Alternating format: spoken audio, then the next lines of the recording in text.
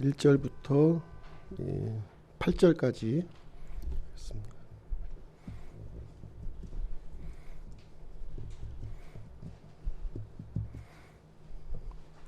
출애굽기 27장 1절부터 8절까지 한 절씩 교독하시겠습니다. 너는 시팀나무로 제단을 만들되 길이를 5규빗 너비를 5규빗으로 하여 제단을 네모 반듯하게 하고 그것의 높이는 3규빗으로 하며 제단의 부임 위에 제단의 뿔들을 만들고 그것의 뿔들을 동그란 나무로 만들고 제단을 수로 입히며 제단의 제를 받는 통들과 부삽들과 대야들과 고기 갈고리들과 불 옮기는 그릇들을 만들되 제단의 모든 기구를 놋으로 만들지니라. 너는 제단 위에 놋으로 그물 격자를 만들고 그물 위에 곧 그 물이 내리며 또 꼬리 4개를 만들며 그물 격자를 밑으로 제단 가장자리에 달아 제단 중간에 이르게 하고 또 제단 위에 막대들을 5cm로 막대들을 만들어 그것들을 놋으로 입히며 그 막대들을 고리들에 끼우고 제단의 두 면에 두어 제단을 나르게 하며 지로 속이 비게 만들 때 산에서 내게 보여준 대로 그렇게 그들이 그것을 만들지니라. 오늘 이제 성막 강의 5번째 시간 번제단에 대해서 우리 함께 살펴보도록 하겠습니다. 잠깐 이제 복습을 하면요. 성막 울타리에 대해서 이제 우리 배웠죠. 직사각형으로 이렇게 울타리로 이렇게 되어 있고요. 동쪽에 동쪽 편에 그 문이 출입구가 이제 있었습니다. 이 울타리 이제 5가지 의미를 이제 말씀드렸어요. 긴 쪽은 50m, 짧은 쪽은 25m로 되어 있고요. 첫 번째는 보호의 의무를 갖고 있습니다. 보호의 의무를 갖고 있습니다. 성막 밖에는 이제 죄와 사망의 이 권능이 이렇게 행사하고 있었고요. 그러나 이 성막 안에는 죄와 사망으로부터 이렇게 보호가 받을 수 있었습니다. 두 번째 소유의 의미인데요. 소유의 의미. 성막 안에 있는 사람들은 하나님의 소유가 된 거죠. 하나님의 소유로 이렇게 삼아 주셨습니다. 세 번째 의미는 공급의 의미. 그래서 하나님께 속한 모든 것들을 이렇게 공급받을 수 있는 곳이 이 성막이었어요. 네 번째는 구별의 의미입니다. 구별. 그래서 하나님께서는 이렇게 성막 안에 있는 사람들을 또 기물들을 이렇게 거룩하게 구별해 주셨습니다. 다섯 번째는 이제 제한의 의미인데요. 제한의 의미. 이것은 이제 접근 금지입니다. 이제 성막의 문을 통하지 아니하고 이렇게 불법으로 넘어오는 사람들은 절도요, 강도라고 이렇게 말씀을 해 주셨습니다. 울타리의 목적인데요. 목적은 이제 겉에서 볼 때는 이제 하얀색 아마포 울타리로 이렇게 되어 있는데 이것은 이제 하나님의 의라고 이렇게 말씀을 드렸습니다. 그리고 이제 그 놋기둥이 이렇게 세워져 있는데요. 놋기둥. 이것은 놋이라고 하는 것은 심판, 하나님의 심판을 이제 의미하고 있습니다. 그래서 이 울타리를 통해서 우리가 이제 우리가 볼 수 있는 것은 무엇이냐면 하나님의 거룩한 의와 율법을 우리가 이제 발견할 수 있어야 되는 것이고요. 반면에 우리 사람들은 이 인간의 의라고 하는 것은 누더기와 같다는 겁니다. 누더기. 이사야서 64장 6절 그러나 우리는 다 부정한 물건 같고 우리의 모든 의는 더러운 누더기 같으며 우리는 다 잎사귀 같이 시들므로 우리의 불법들이 바람같이 우리를 몰아갔나이다 이렇게 얘기하고 있습니다. 그래서 이제 울타리는 하나님의 의요 이제 율법이죠. 그래서 율법은 총 613가지로 이렇게 되어 있는데요. 하라는 명령과 하지 말라는 명령으로 이렇게 구분이 되는 거예요. 그래서 하지 말라는 것은 365가지, 하라는 명령은 248가지로 이렇게 되어 있습니다. 이 율법은요, 구원을 위해서 기획된 것이 아닙니다. 구원을 위한 것이 아니에요. 이 율법은 정죄의 법이요, 사망의 법입니다. 그래서 우리가 구원을 받기 위해서는 어떻게 해야 되느냐? 율법을 통해서 구원받는 것이 아니라 또 다른 법, 또 다른 법, 하나님께서 만들어 주신 또 다른 법이 이제 필요로 하고 있는 것입니다. 야고보서 2장 10절 보시게 되면 누구든지 온 율법을 지키다가 한 조목이라도 어기면 모든 것에 유죄가 되나니. 그래서 율법은 얼마나 율법을 이렇게 많이 지켰느냐 그걸 보는 것이 아니라요. 얼마나 율법을 어겼느냐 이걸 보는 거예요. 한 가지라도 어겼다면 율법은 우리를 이제 그 정죄해야 한다는 내용이 되겠습니다. 성막 문에 대해서도 우리가 이제 살펴보았는데요. 동쪽 편에 이제 하나의 문으로만 성막에 들어올 수가 있었습니다.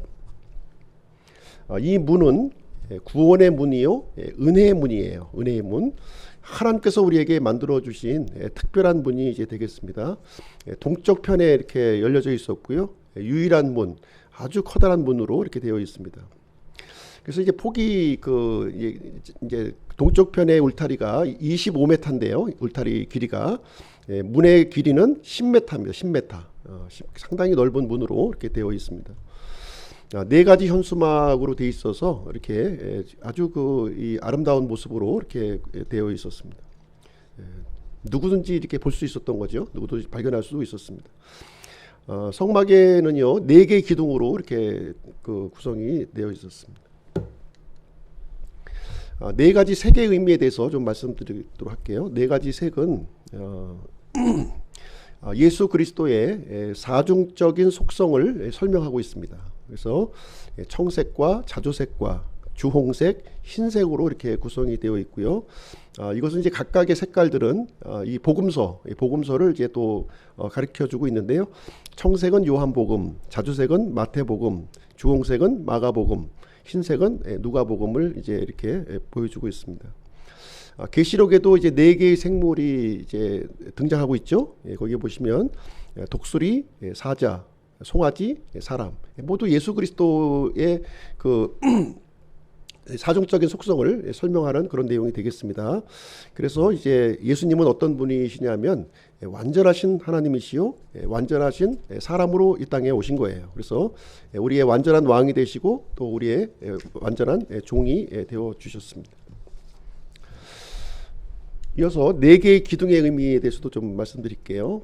이 4개의 기둥으로 이제 문이 이제 되어 있었는데요. 이것은 모든 사람이 들어갈 수 있는 문이라는 겁니다.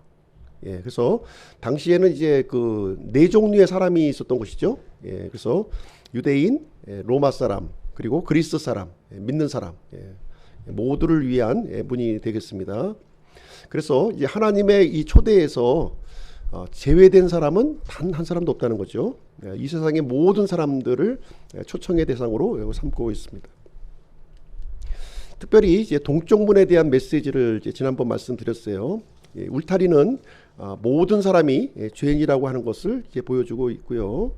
어느 누구도 하나님 앞에 자신의 의로 나올 수 없다는 겁니다. 반면에 이 동쪽에 이렇게 나와 있는 이 문은 은혜의 문이라는 거예요. 은혜의 문. 그래서 이 은혜의 문을 통해서 누구든지 들어올 수 있는 누구든지 죄인이 구원을 받을 수 있는 유일한 문이 되겠습니다. 구원의 ABC가 있는데요. A는 에크놀로지. 이 성막을 통해서 우리가 첫 번째로 발견해야 될 것은 무엇이냐면 바로 우리의 죄, 내가 죄인 되었다고 하는 사실을 우리가 인정해야 되는 것이고요. B, believe죠. 이 성막을 통해서 믿어야 될 대상이 누굽니까? 바로 예수 그리스도신 거예요. 이 성막은 이 모든 것이 바로 예수 그리스도의 모형이요, 그림자, 상징이라고 말씀하고 있습니다. C, confess. 예수 그리스도를 발견했다면 예수 그리스도를 유일한 구주로 우리가 이제 시인해야 하는 것입니다. 자, 7가지 상징물 중에서 우리가 동쪽 문을 우리가 살펴보았고요. 오늘 이 시간에는 번제단에 대해서 우리가 보겠습니다. 죄를 대속하신 그리스도의 모습을 우리에게 가르쳐주고 있는데요. 첫 번째로 이 크기를 좀 한번 보겠습니다. 이 번제단의 크기. 번제단의 크기를 보시게 되면 가로가 5큐빗, 세로가 5큐빗, 그리고 높이가 3큐빗 이렇게 구성이 되어 있습니다. 이 큐빗을 이제 미터로 환산한다면 반으로 나누면 된다고 그랬어요. 절반으로.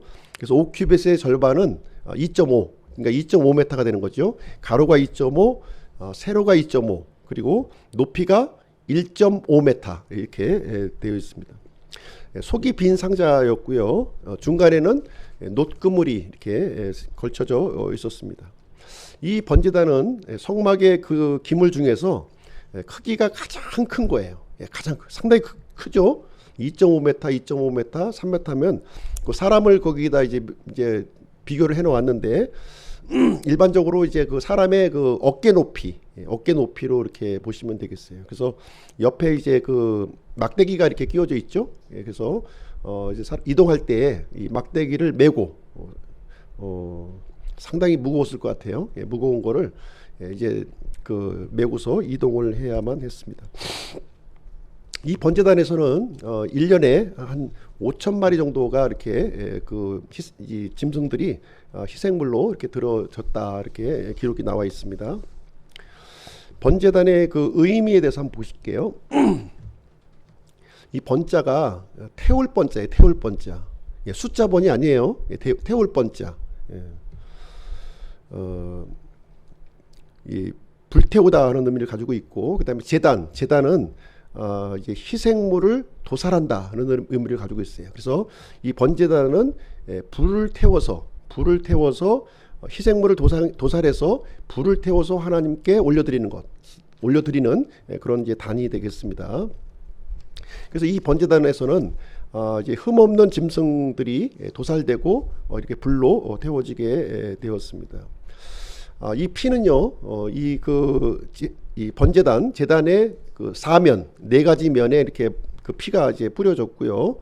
살과 기름은 완전히 태워서 하나님께 올려드리게 되었습니다. 그래서 이 번제단은 이 완전한 속죄 그리고 완전한 헌신을 이렇게 의미하고 있는 내용이 되겠습니다.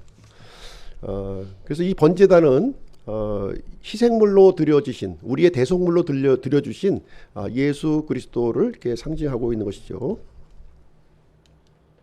이 번제단을 이렇게 보시게 되면 이제 주 앞에서라고 하는 그 표현이 나와요. 주 앞에서. 이 주 앞에서라고 하는 표현이 어떤 표현을 가지고 있냐면 바로 이 번제단 앞에서라는 거예요. 하나님을 우리가 만나려고 할 때는 반드시 어디를 통과해야 된다고요?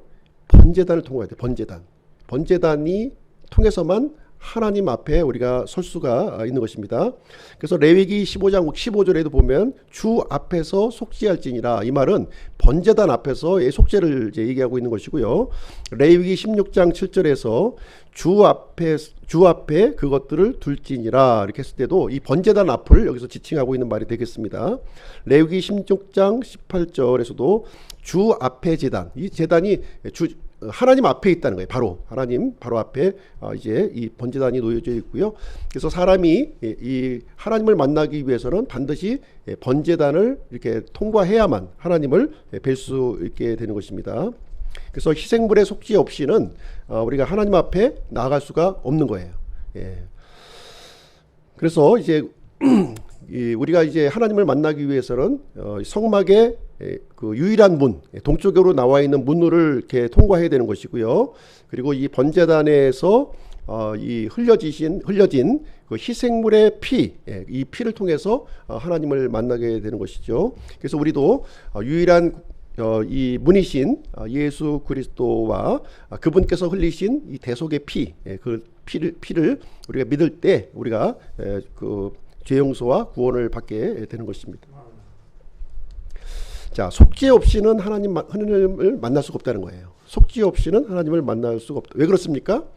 하나님은 거룩하신 분이기 때문에 그래요. 거룩하신 분이기 때문에 조금의 그 흠도, 조금의 죄도 용납이 되지 않습니다. 그래서 하나님은 우리가 하나님을 생각할 때에는 죄를 증오하시는 분이라는 거예요.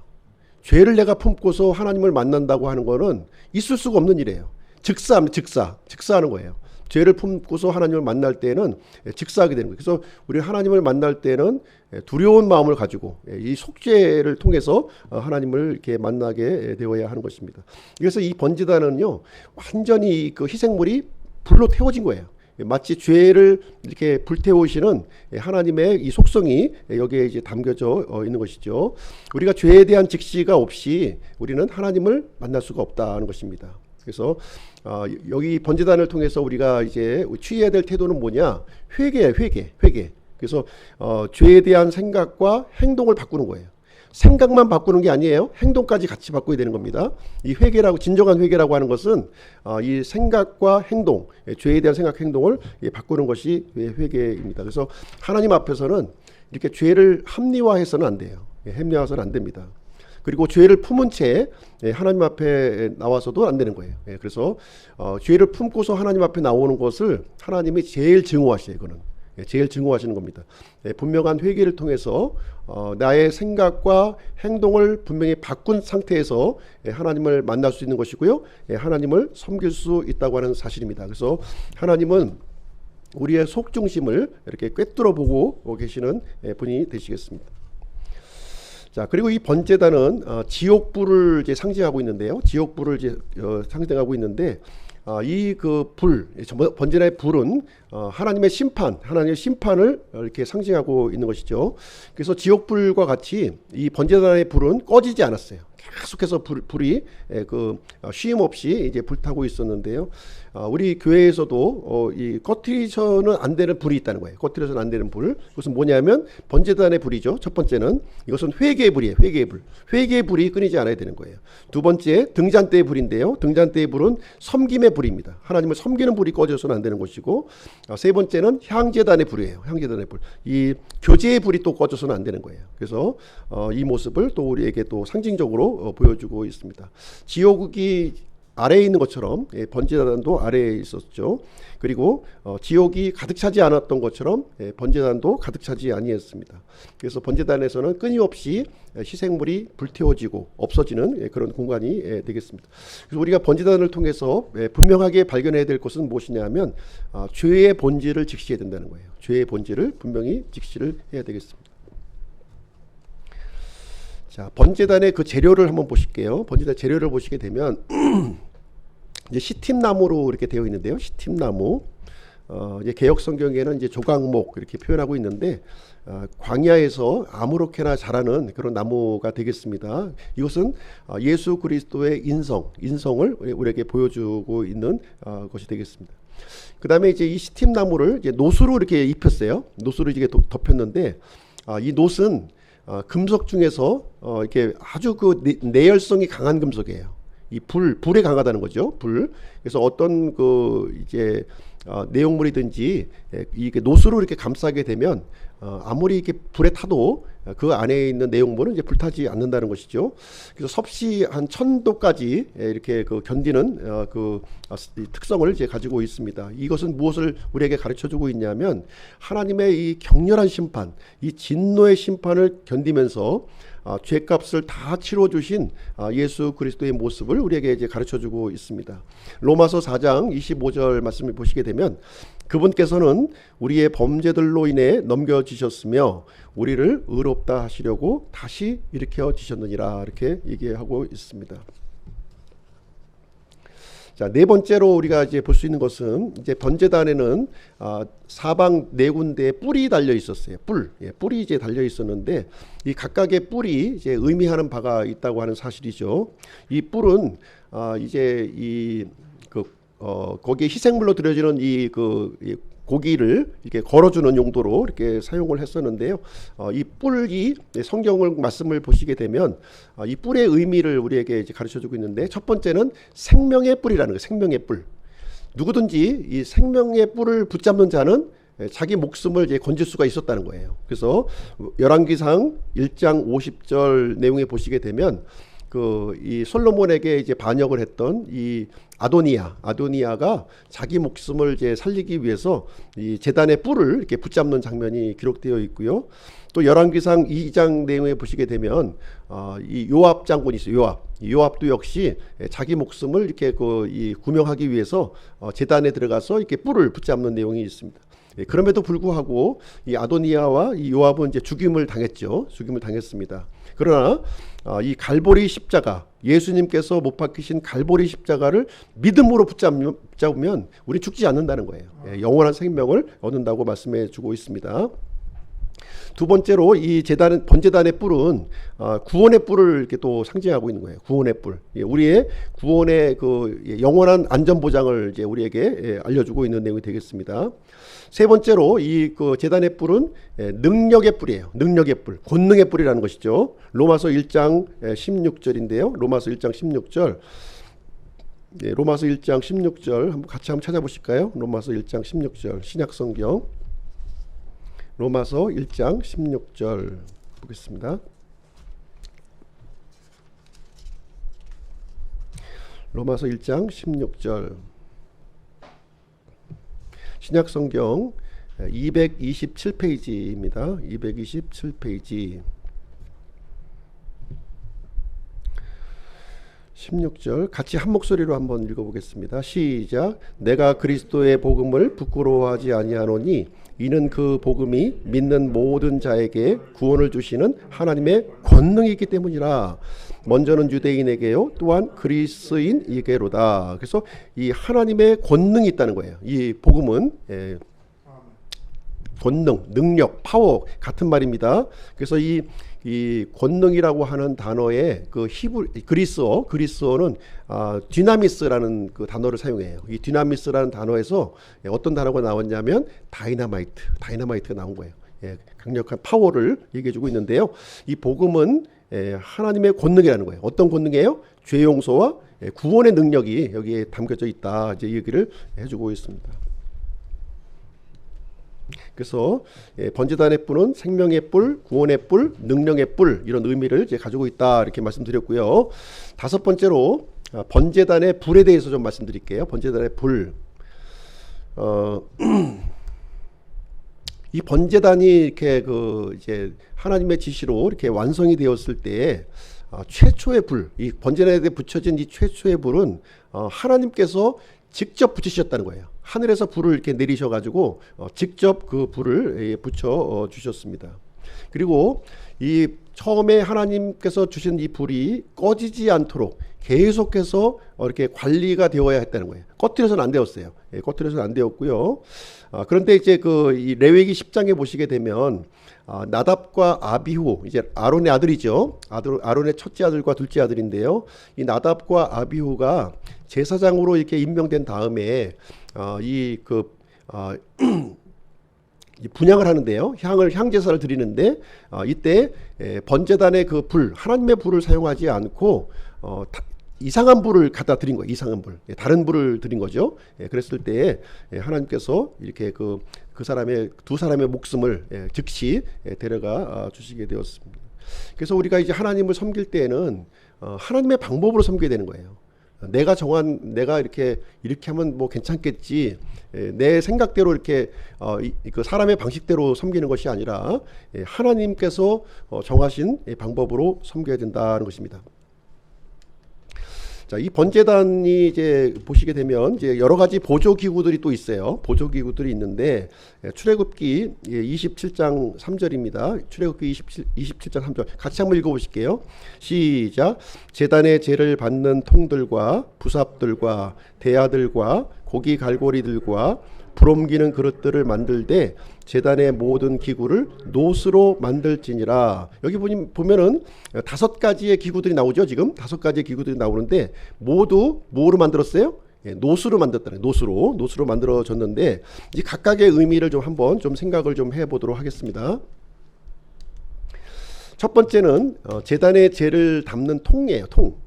제를 이제 그 희생물을 태우고 나면 그 제가 남겠죠. 그 밑에 제단이 남을 텐데 그걸 이제 담는 통이 있습니다. 그래서 이게 이 제를 담는 통에는 뚜껑이 있는 거예요.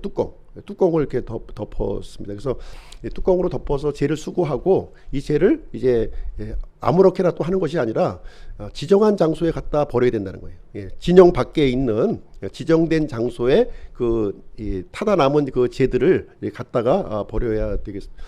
우리 교회 안에는 이렇게 제를 수거하는 사람이 필요하다는 거예요. 우리가 다 교회 안에 이제 구원받은 사람들이 있을지라도 우리가 육신에 의해 속성들이 남아 있습니까? 안 남아 있습니까? 남아 있죠. 여전히 또 시기하고 미워하고 또 이제 이렇게 다 그 거룩한 모습만 있는 것이 아니라 이제 부정한 그런 그 합당치 않은 모습들이 있다는 거예요. 그런 것들은 어떻게 해야 된다고요? 이렇게 통에 담아서 죄를 수고하듯이 그런 것들은 통에 담아서 이제 갖다 버려야 되는 거 정해진. 이게 죄라고 하는 것은 막 날리잖아요. 날리면 이게 오염을 하게 되죠. 죄 때문에 뚜껑을 이렇게 덮어가지고 이게 그 성도들끼리 이렇게 막 이런 여러 가지 좀 그런 것들이 있을 때에는 이것을 이제 막 날리면 안 된다는 거예요. 죄를 이렇게 막 날려가지고 이 사람도 묻고 저 사람도 묻고 이렇게 오염시키면 안 된다는 거예요. 이것을 뚜껑을 딱 덮어서 이것을 정해진 장소에 갖다 버려야 된다는 것이죠. 이런 사람들이 교회에 이제 필요한 거죠. 그렇죠? 예.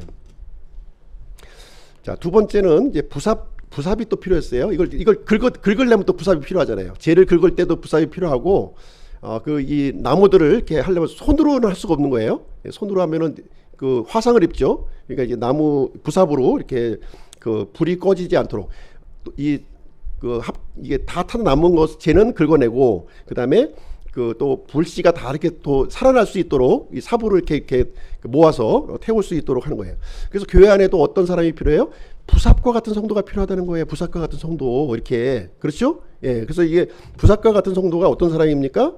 이렇게 어떻게 보면 이렇게 상담자 같은 사람이에요. 상담자. 예, 그래서 이제 성도들의 믿음이 이렇게 식지 않도록 이렇게 격려하고 보살펴주는 사람이 필요하다는 거예요. 이렇게요.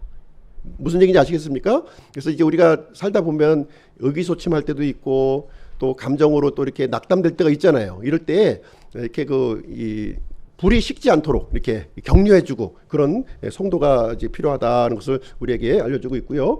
세 번째는 이제 대야가 또 필요한 거예요.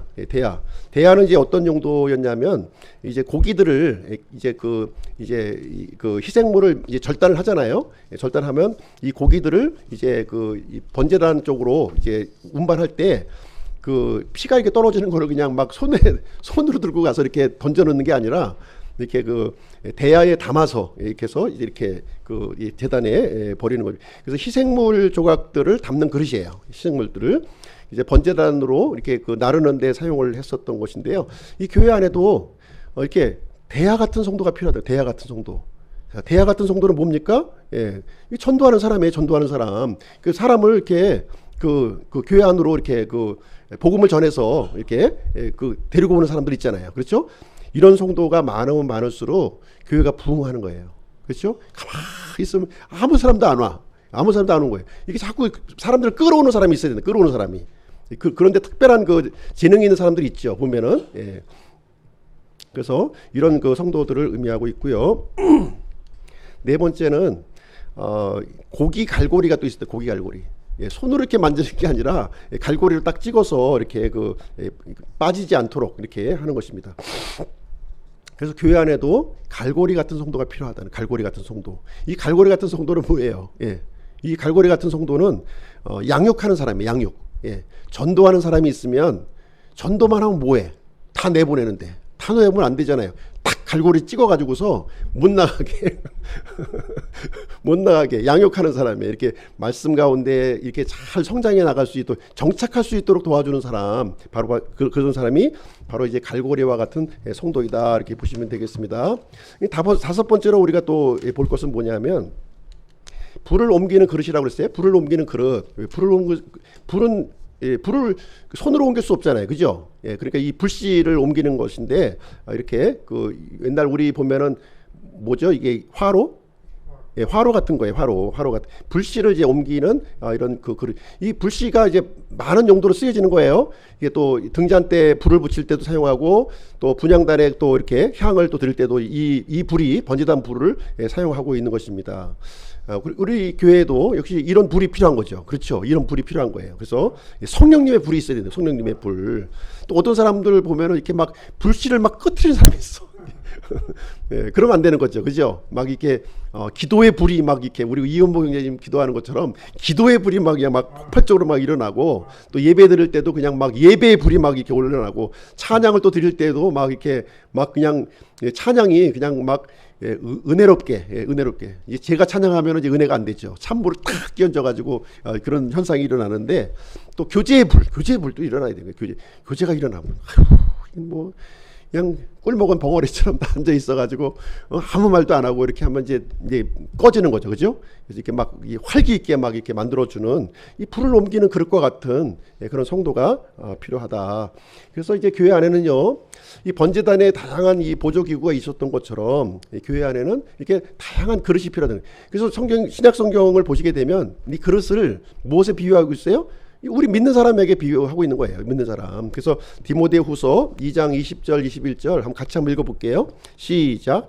그러나 큰 집에도 금그릇과 은그릇뿐만 아니라 나무그릇과 질그릇도 있어 어떤 것들은 존귀에 이르고 어떤 것들은 수치에 이르나니, 그러므로 사람이 이런 것들로부터 자기를 깨끗하게 하면 존귀에 이르는 그릇 곧 거룩히 구별되어 주인이 쓰기에 합당하며 모든 선한 일에 예비된 그릇이 되리라. 그래서 여기 보시게 되면 교회 안에도 이렇게 다양한 그릇이 있다는 거예요. 금그릇도 있고, 쟤는 왜 금그릇이고 나는 왜 나무 그릇이야, 이렇게 생각을 하시면 안 되는 거예요. 각각의 역할이 있는 거예요.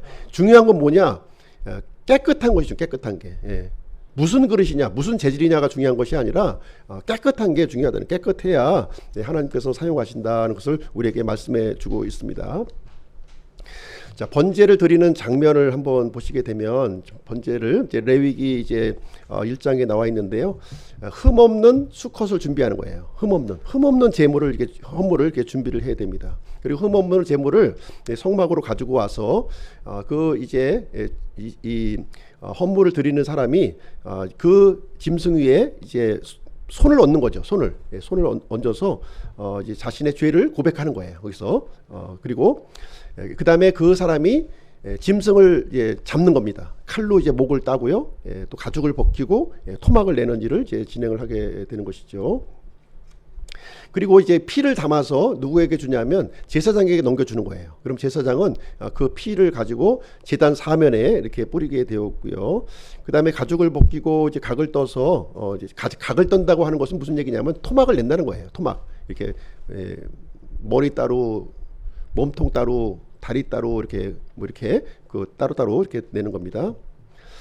그리고 각을 떠서 그 다음에 이제 그것을 제사장에게 넘겨주면 제사장은 그거를 이제 그 번제단에 던져서 이렇게 완전히 불로 태워서 하나님께 드리는, 이것이 이제 그 이 번제를 드리는 순서가 되겠습니다. 그래서 이것을 통해서 우리가 발견할 수 있는 것이 무엇이냐? 예수 그리스도의 속죄하심이라는 거예요. 죄 없으신 분이 내가 죽어야 될 죄를 대신해서 죽으셨다는 거예요. 그러니 내 죄 때문에 예수님이 죽임을 당하셨는데 내가 그 죄를 함부로 지을 수가 있겠습니까? 함부로 지을 수가 없는 거죠. 예수님의 죽으심과 그 희생을 우리가 생각했을 때, 그 죽음을 생각했을 때 우리는 죄를 함부로 범할 수가 없는 것입니다. 이제 그림이 이제 여기 나와 있는 것처럼 이제 그 흠없는 수컷을 이제 성막으로 가지고 오는 거예요. 가지고 와서 이제 그 성막문 앞에서 이제 이 짐승 머리 위에 이제 안수를 하는 거죠. 안수한다고 하는 것은 나의 죄를 짐승에게 전가시키는 거예요. 나의 죄를 짐승에게, 내가 죽어야 될 죄를 짐승이 대신 죽게 되는 것이죠. 그래서 이 짐승을 직접 죽이는 거예요. 죽이는 작업이 쉽지 않죠. 짐승을 잡아보신 적이 있으신지 모르겠지만 사실 쉽지가 않아요. 이것은 참 애처롭고 힘든 그런 과정을 통해서 내가 이 죄 때문에 내가 죽어야 하는데 죄 없는 이 짐승이 이제 죽게 되는구나, 이렇게 한 거예요. 그래서 그 피를 받아요. 피, 목에서 콸콸 동맥혈에서 나오는 피를 받아가지고 제사장에게 주면 그럼 제사장은 제단 사면에 그것을 이제 뿌리게 됩니다. 그리고 나서 이제 이 가죽을 벗기고 토막을 내는 거예요. 완전 토막을 다 내장도 벗겨서 이렇게 내가지고 쪼각쪼각 낸 것을 이제 또 제사장에게 갖다 주면 제사장은 그 번제단에 넣어서 완전히 소각할 때까지 불로 태우는 일을 하는 것이 번제를 드리는 그런 장면이 되겠습니다. 자, 그리고 이제 번제단을 또 이제 운반할 때를 한번 보시게 되면요, 운반하는 그것도 그냥 뭐 대충 옮기는 것이 아니라 일정한 이 어떤 정해진 원칙이 있다는 거예요. 정해진 원칙이 있는 룰이 있는데요. 민수기 4장 13절, 14절에 보시면 그 내용이 기록되어 있어요. 한번 같이 읽어보시겠습니다. 13절 14절 시작. 또 그들은 제단에서 제를 버리고 그 제단 위에 자주색 보자기를 펴며 그들이 제단에서 섬길 때 쓰는 제단의 모든 기구 곧 향로들과 갈고리들과 부삽들과 대야들과 제단의 모든 기구를 그 위에 두고 오소리 가죽 덮개를 그 위에 편 뒤 그것에 막대들을 끼울지니라. 자, 이렇게 보시게 되면 이제 무조건 막 옮기는 게 아니라 먼저 이제 이제 이동할 때가 있는 거죠. 이동할 때에는 먼저 단에 있는 재를 다 수거하는 거예요. 이 재를 수거하는 이유는 뭐냐면 이 재가 이제 막 오염시키잖아요. 이 나머지를. 그러니까 깨끗하게 이제 번제 희생물을 드렸던 그 잔재물들을 완전히 버리고 청소하는 일을 이제 진행합니다. 그리고 나서 번제단 위에 보자기를 까는데요. 2.5m, 2.5m니까 얼마나 커요. 굉장히 크죠. 그죠? 큰 부분을 아주 커다란 자주색 보자기를 그 위에 덮는 거예요. 덮어. 자주색 보자기.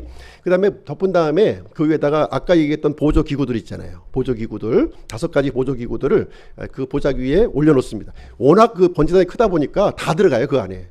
다 들어갑니다. 그래서 담은 다음에 맨 마지막에는 무엇을 덮냐면 오소리 가죽으로 또 덮는 거예요. 그 위를 오소리 가죽으로 이렇게 덮었어요. 그래서 이제 옆에 있는 중간에 있는 채를 끼워 가지고 어깨에 메고 이렇게 이동하게 되었는데 이동하는 사람도 또 정해진 거예요. 고핫자손, 고핫자손이 옮겨야 되는. 아무나 옮기면 안 돼요. 고핫자손이 옮기도록 했습니다. 그래서 여기서 이제 보시게 되면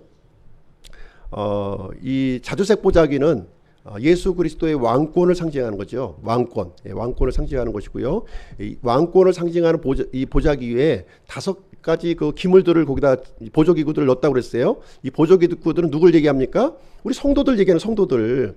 예수 그리스도의 왕권과 함께 우리는 이제 같이 놓여지게 되는 거예요. 그리고 나서 그 위에 이제 오소리 가죽으로 이렇게 덮어지는 것이죠. 그래서 이 번제단은 이동할 때 모습을 보게 되면 별로 볼품이 없어. 겉으로 볼 때는.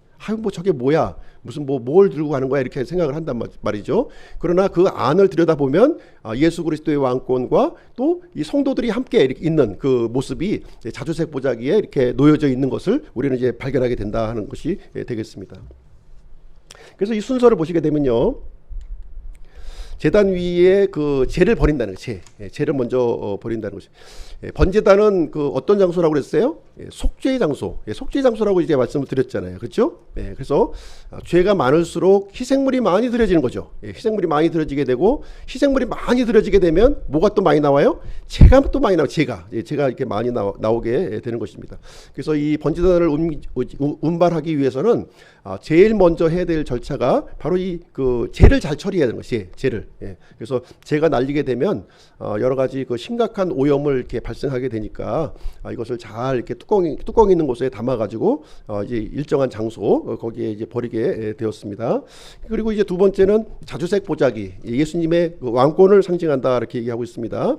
그래서 번제단은 이게 희생물이 드려지는 곳이에요. 그렇죠? 불태워지는 장소, 고난의 장소라는 것이죠. 이 고난의 장소가 바로 이제 영광으로 이렇게 연결이 된다는 모습을 여기서 얘기해주고 있습니다. 그래서 번제단은 자주색 보자기로 반드시 덮어야 됐던 거예요. 다른 보자기로 하면 안 돼요. 분명하게 이렇게 명시적으로 자주색 보자기를 덮으라 이렇게 말씀을 해 주신 것입니다. 베드로전서 1장 11절 같이 한번 읽어보겠습니다. 시작. 자기들 안에 계신 그리스도의 영께서 그리스도의 고난과 그 뒤에 있을 영광을 미리 증언해 주실 때에 그 영께서 무엇을 혹은 어느 때를 겉으로 드러내 보여주셨는지 탐구하였느니라. 그리스도의 고난 뒤에는 뭐가 있다고요? 그리스도의 영광이 있다는 거예요. 그리스도의 영광이 있음을 우리에게. 고난으로 끝나는 거 아니에요. 고난으로 절대 끝나는 게 아닙니다. 희생물의 죽음으로 끝나는 게 아니에요. 희생물의 죽음을 통해서 그리스도의 영광을 우리에게 보여주고 있다고 하는 사실이에요. 그래서 자주색 보자기를 이제 이렇게 했던 것이고요. 세 번째는 번제단의 모든 기구들, 그 기구들은 자주색 보자기 위에 이렇게 올려놓았다는 거예요. 그래서 모든 기구들은 누구를 상징한다고요? 우리 구원받은 성도들을 얘기해주고 있습니다. 그래서 우리 성도들은 자주색 보자기 위에 놓여지게 되는 것입니다. 그래서 임무를 마친 성도들, 임무를 마친 우리 믿음의 경주를 다 마친 우리 성도들은 누구와 함께 영광을 받아요? 예수 그리스도와 함께 영광을 받게 된다는 것입니다. 로마서 8장 17절 같이 한번 읽어볼게요. 시작. 자녀이면 또한 상속자 곧 하나님의 상속자요 그리스도와 함께 하는 공동 상속자인데 우리가 그분과 함께 영광을 받기 위해 고난도 함께 당하면 그러하니라. 그렇죠? 예, 우리가 그리스도와 함께 받는 영광만 생각하시면 안 돼. 예? 영광을 받기 위해서는 예수 그리스도와 함께 고난도 우리가 같이 참여를 해야 된다는 것을 얘기를 해주고 있습니다. 네 번째는 오소리 가죽으로 덮었다는 거예요. 오소리 가죽으로 덮었다. 그래서 번제단을 이게 외부에서 바라볼 때는 볼품이 없었어요. 별로 볼품이 없는 그런 모습을 보여주고 있습니다. 그래서 세상 사람들이 이 번제단이 지나가는 것을 보게 되면 어리석게 보이는 거예요. 예, 가치 없는 그런 것으로 보이게 되는 것이죠. 그러나 그 안에는 엄청난 하나님의 그 영광이 그 안에 감춰져 있는 것이죠. 고린도전서 1장 23절 24절 한번 보겠습니다. 시작.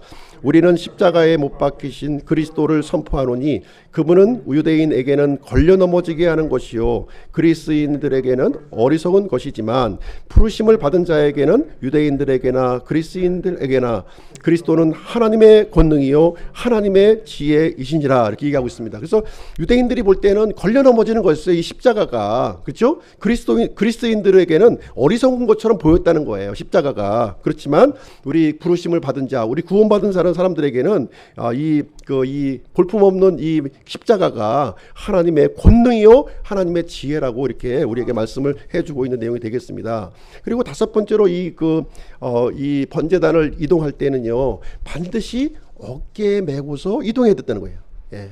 우사가 이 새 수레에 이동하다가 큰 변고를 당한 이야기 알고 계시죠? 예. 그래서 반드시 어깨에 고아자손이 이것을 메었다는 거예요. 근데 이 번제단이 가장 큰 기물이었고요. 또 무거운 거예요. 이게 굉장히 무거워. 예. 부담되는 거죠. 부담. 십자가는요 이렇게 부담이 되는 거예요. 무거운 짐입니다. 사실. 예. 가벼운 짐이 아니에요. 그래서 우리 이제 예수 그리스도께서 이루신 십자가의 이 복음은요, 우리가 이렇게 어깨에 메고 날라야 된다는 거예요. 이 어떤 편리성을 얘기해 가지고서 뭐 이렇게 이렇게 수레에 메고 다른 용도로 이렇게 운반 수단을 사용해서는 안 된다고 하는 사실입니다. 자, 골로새서 1장 24절 같이 한번 읽어보실게요. 시작.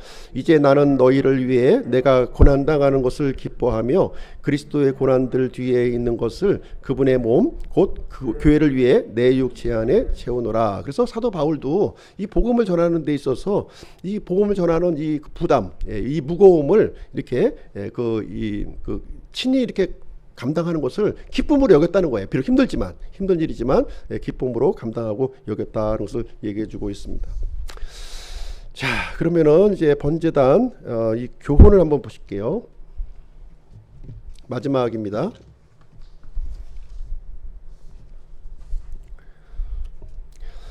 이 번제단이 주는 교훈은 이제 무엇이냐면 이제 우리는 이 하얀 울타리를 통해서 뭘 발견해야 돼요? 우리가 죄인이구나. 하나님과 분리되어 있구나. 하나님에 속한 모든 것과는 내가 구별된 멸망할 존재구나 하는 사실을 우리가 이제 발견을 해야 되는 것입니다. 그리고 나서 이제 하나님의 임재 가운데 우리가 들어가기 위해서는 어떻게 해야 되느냐? 그 순서를 이제 가르쳐 주고 있는 것이죠. 그 순서가 첫 번째가 동쪽에 나와 있는 이 동쪽에 있는 문, 그 유일한 문을 통해서만 우리가 하나님의 임재 속에 들어갈 수 있다 하는 것을 여기서 가르쳐주고 있는 것이 되겠습니다. 그래서 구원의 문이신 예수 그리스도를 반드시 통과해야 되는 것이죠. 그리고 두 번째로는 이 번제단을 만나야 된다는 거예요. 번제단.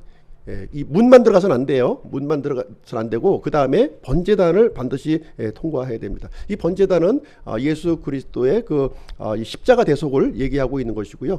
십자가의 대속, 그리스도께서 나를 위해서 죽으시고 부활하신 그리스도를 내가 마음으로 믿는 결단이 있어야 된다는 것입니다. 그리고 우리 번제단을 통해서는 우리가 얼마나 이렇게 흉악한 죄인인가, 우리의 죄가 얼마나 하나님 앞에서 누더기와 같은가 하는 것을 우리가 알아야 된다고 하는 사실이죠. 그래서 번제단은 그것을 이제 우리에게 상징적으로, 모형적으로 우리에게 가르쳐주는 내용이 되겠고요. 그리스도의 희생을 보여주고 있는 그런 중요한 기물이 이제 되겠습니다. 그래서 우리는 십자가 대속의 피, 이 피를 통해서 이제 구약 시대에서는 이제 짐승의 피가 이렇게 들여졌기 때문에 죄가 일시적으로 이렇게 용서를 받았고요. 그래서 죄를 지을 때마다 반복적으로 이렇게 희생물이 들여졌던 거예요. 그래서 많은 희생물들이 이렇게 죽임을 당했었는데 이제 예수 그리스도께서 오셔서 이제 단번에 영원히 완전히 우리의 죄를 제거해 주셨고요. 더 이상 이렇게 반복적으로 이렇게 희생물을 드릴 필요가 없게 되었다는 것을 말씀해 주고 있습니다. 영원한 생명을 우리에게 허락해 주신 예수 그리스도를 이 시간에 찬양을 올려드립니다. 이상으로 오늘 이제 번제단에 대해서 함께 살펴보는 그런 시간을 갖게 되었습니다.